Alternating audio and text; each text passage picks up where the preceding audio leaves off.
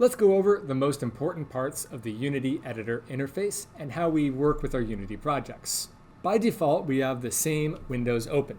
The main windows in Unity are the hierarchy, the scene view, the game view, inspector, project, and console. The hierarchy is a list of all the things inside of our scene. The scene view contains all of the elements in a three-dimensional view inside of our scene. The inspector is properties, the settings for whatever we currently have selected.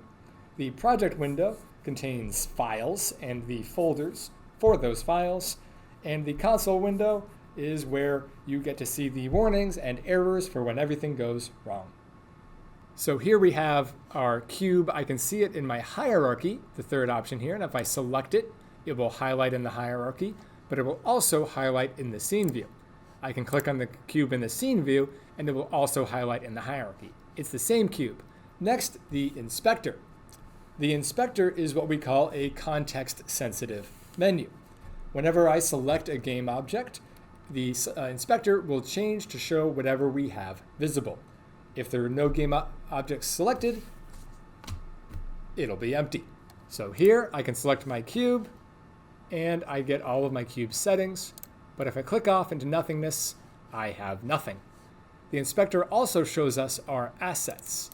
If I select this material, I can edit the materials properties in the inspector, even though that's an asset and not part of my scene. A common frustration when we're working in Unity is accidentally selecting something when I'm trying to edit something else.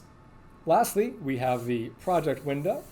The project window is just a file explorer. It shows us our assets folder of our project and all of the scenes, assets, and everything else that makes up our project. All of these are just files on your computer. Lastly, we have the game window. The game window shows us the actual running simulated game. It gives us the point of view from our main camera. In our scene view, we can see our main camera here. And if we were to rotate the camera, that would rotate the game view.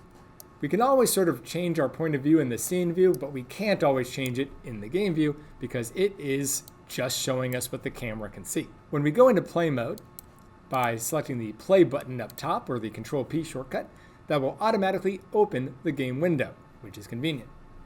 Now let's pay attention to that little blue line right at the top of whatever the last selected tab or window we have. Right now in my game, I can move my cube around with the arrow keys. But if I were to click on the hierarchy window, I can no longer move my cube. Instead, my arrow keys are going to move me around in my hierarchy. With that blue line up top, the hierarchy is the active tab. But actually, I just have to click back into the game window in order for it to be the active input handler and catch my input.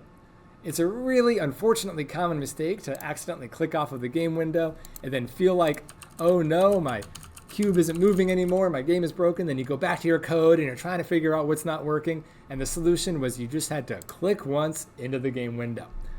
It's happened to all of us. It's happened to me. It's going to happen to you. Don't feel bad. Just remember, click into the game window. Pay attention to which window is has the priority when it comes to catching your keyboard input. Let's say I accidentally closed one of these windows that I was just talking about. Well, they're all available under the General tab: Scene, Game Inspector, Hierarchy, Project, and Console. Come back to me, Scene. There we go. These windows are where we end up spending most of our time on any Unity project, and it's good if you don't accidentally drop them on the floor.